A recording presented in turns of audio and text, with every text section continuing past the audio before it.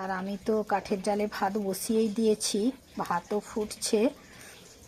আর এই ভাত হতে হতেই আমি একটু আলু ভাজা, সিম ভাজা আর বেগুন ভাজা, আলু যদি নাও ভাজি অন্তত বেগুন আর সিমটা ভাজবো, ওটা একটু কেটে নেব। আর পেঁয়াজ রসুন সব ঠিকঠাক করে নেব। ভাতটা হয়ে গেছে, নামিয়ে নিয়েছি। আর কড়ায় দিয়ে দিয়েছি তেল। প্রথমে আমি মাংসের আলু, গাজর আর একটা ছোট পেঁপে দিয়েছি, ওইটা আগে ভেজে নেব। তারপরে সিম আর বেগুনটা ভেজে নেব। আগে আলুটা ভেজে নিচ্ছি, কেননা তেলটা না হলে কালো হয়ে যাবে, সিম ভাজার পর তেলটা কালো হয়ে যাবে, তাই মাংসের আলুটা আগে ভেজে নেব। দিয়ে এই সব নিয়ে চলে যাব বাগানে মাংসের জোগাড় নিয়ে।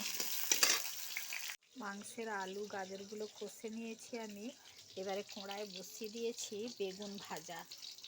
বেগুন ভেজে সিমগুলো সব ভেজে নেব এক এক করে। তাহলে এখানে বাড়ির ভেতরে রান্না কমপ্লিট। এবারে চলে যেতে হবে সব কিছু নিয়ে বাগানে। সব ভাজাভুজি আমার হয়ে গেল।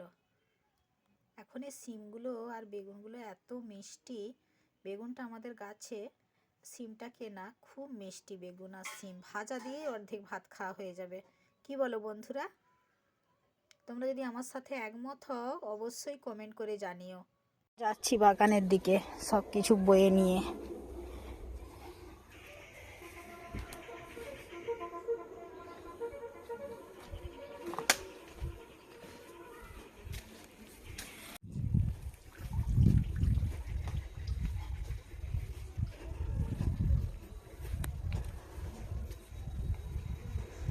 কতটা যেতে হচ্ছে দেখো বন্ধুরা, আদা বাড়ির গা দিয়ে কলা বাগানের কাজ দিয়ে যাচ্ছি।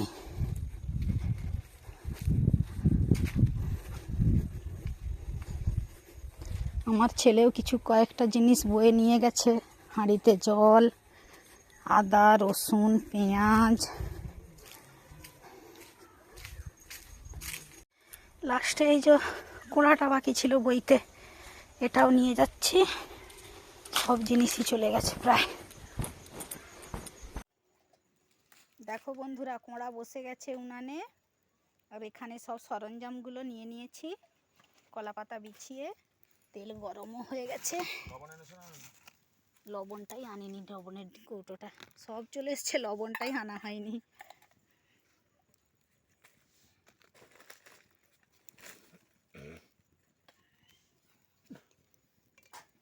তেজপাতা, দারুচিনি,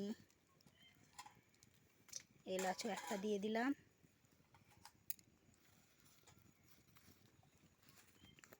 গোটা জিরেটার আমি দিইনি, আদার সঙ্গে বেটে নিয়েছি।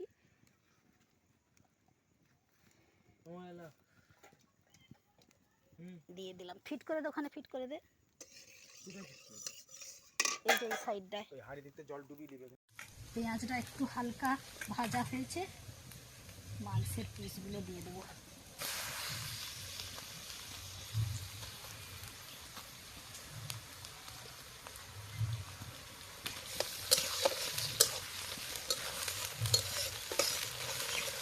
আমাদের বাগানে এই জায়গাটা তবে খুব সুন্দর, পরিষ্কার খোলামেলা জায়গা। অনেকটাই বাগান আছে পাশে, কলা গাছ টাছ সব আছে।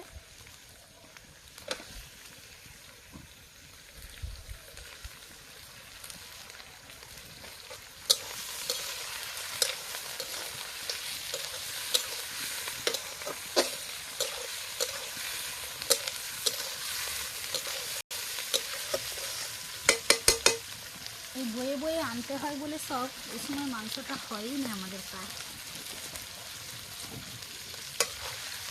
ছেলে কদিন ধরেই বলছিল মাংস করার কথা, তাই ভাবলাম আজ করেই ফেলি।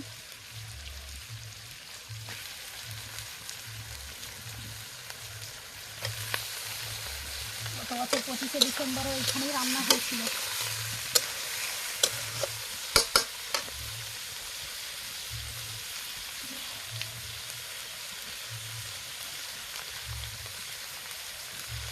পুরো বাতাসটা লাগবে সেটা দিয়ে। সেই মাংস রান্না। দিয়ে দিলাম পেঁয়াজ। খাওয়াটা এমন উল্টে দিতে দিচ্ছে বসে থাকা যায়, পুরো এই পাশেই বাতাস।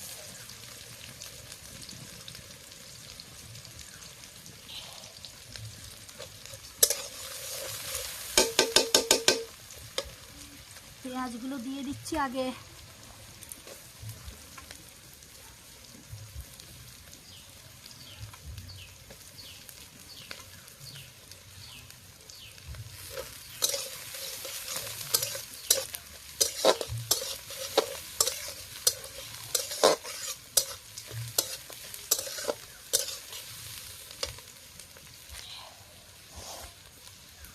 পেঁয়াজগুলো একটু ভাজা ভাজা হয়ে গেলে, হালকা একটু ভাজা হবে, মাংসগুলো আগে দিয়ে দেবো।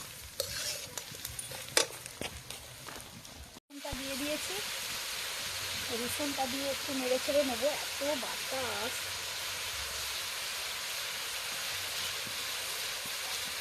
কি হচ্ছে এটা, কিভাবে রান্না করছি দেখতেই পাচ্ছ বন্ধুরা। এতবার ভালো জ্বলছে, যখনই বাতাস দিচ্ছে পুরো মুখের দিকে আগুনটা এসে লাগবে।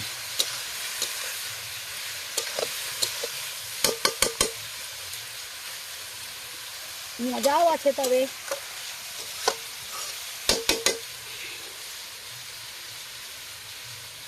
তুমি স্নান করে চলে এসো, এখানে একটু থাকবে, আমি একটু যাবো ঘরে। রসুন দিয়ে একটু নেড়ে নেবো, সুন্দর একটা গন্ধ উঠছে। দিয়ে দিচ্ছি একটু নুন। ও তখনই বাতাসটা দিচ্ছে বেড়ে।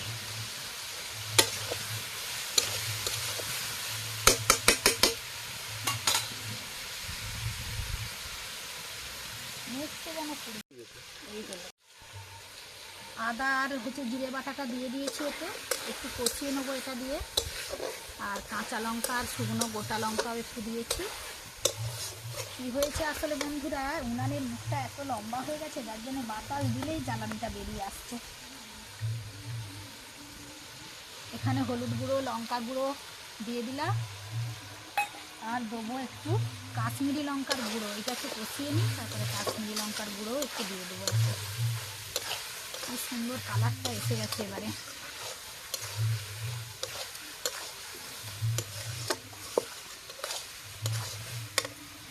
বাতাস দিলেই যেন ঝলসে দিচ্ছে।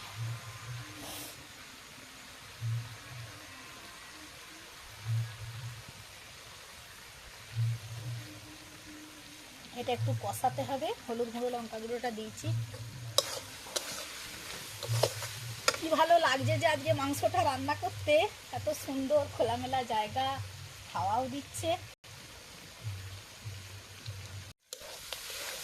এবারে আমি দিয়ে দিচ্ছি একটু কাশ্মীরি লঙ্কার গুঁড়ো, আর দিয়ে দিচ্ছি ধনিয়া পাতা। চিকেনটা কষা প্রায় হয়েই গেছে, ধনিয়া পাতা দিয়ে একটু নেড়ে চেড়ে নেবো। আর একটু হালকা করে এই গা দিয়ে একটু জল দেবো হালকা করে। আর একটু কষিয়ে নেবো।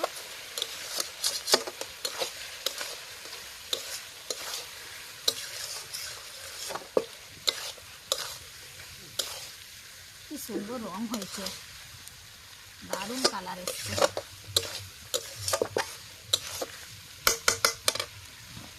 উনুনটা জ্বলছেও ভালো।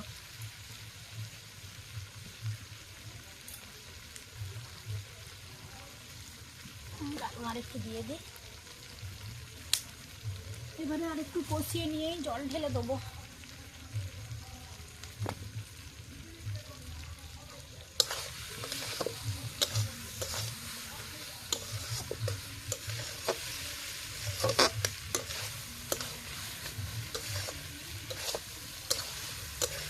এই বাবু কষা খাবি তো আয়।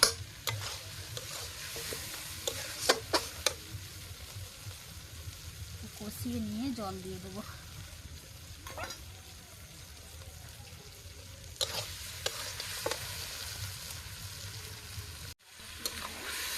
একটু একটু করে জল দিয়ে দিলাম।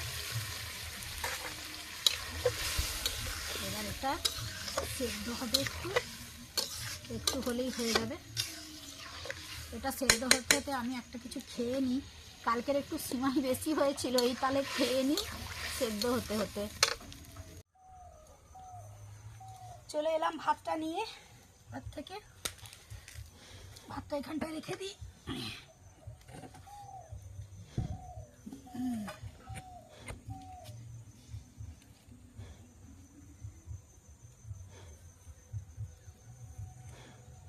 বাটিতে সাজিয়ে নেব। বন্ধুদেরকে একটু দেখাই, মাংসের কালারটা খুব সুন্দর হয়েছে। এবার ভাতটা বেড়ে নিয়ে বসে যাব খেতে। করে দেখান মাংসটা সেদ্ধ হোক, আমি একটু কালকের একটু সিমাই বেশি হয়েছিল, একটু খেয়ে নিচ্ছি।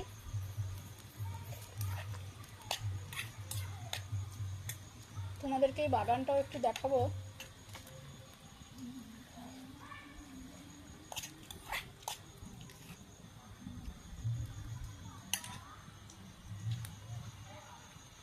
খাওয়া দাওয়া তো হলো, এবারে এই কোঁড়া বাসন হাঁড়ি টাঁড়ি সব খুঁড়ে একটু জল বুলিয়ে নিয়ে চলে এসেছি, ঝুলটা তুলে নিয়ে এবার একটু কলে মেজে নেবো। দেখো বন্ধুরা, জলও এসে গেছে, বাসন টাসন ধোয়া হয়ে গেছে। আর যেহেতু বৃহস্পতিবার একবারে দুয়ার টুয়ার সব ধুয়ে রাখছি, বাইরের দুয়ারটা আজকে ধুয়ে নিচ্ছি।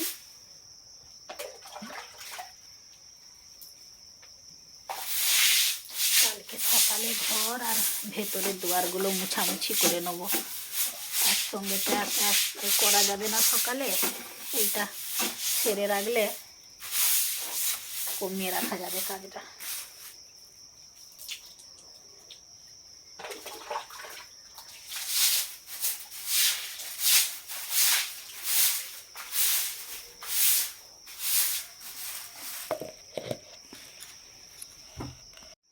পুরো দুয়ার আমার ধোয়া হয়ে গেল। সন্ধে দিয়ে চা নিয়ে বসে গেছি বন্ধুরা। এরপর রাতের খাবার দাবার আছে, আবার তৈরি করতে হবে। আজকের ব্লগটা এই পর্যন্তই বন্ধুরা, পাশে থেকো। আমার ভিডিওগুলি যদি ভালো লাগে তাহলে লাইক, শেয়ার, কমেন্ট ও সাবস্ক্রাইব করতে ভুলো না।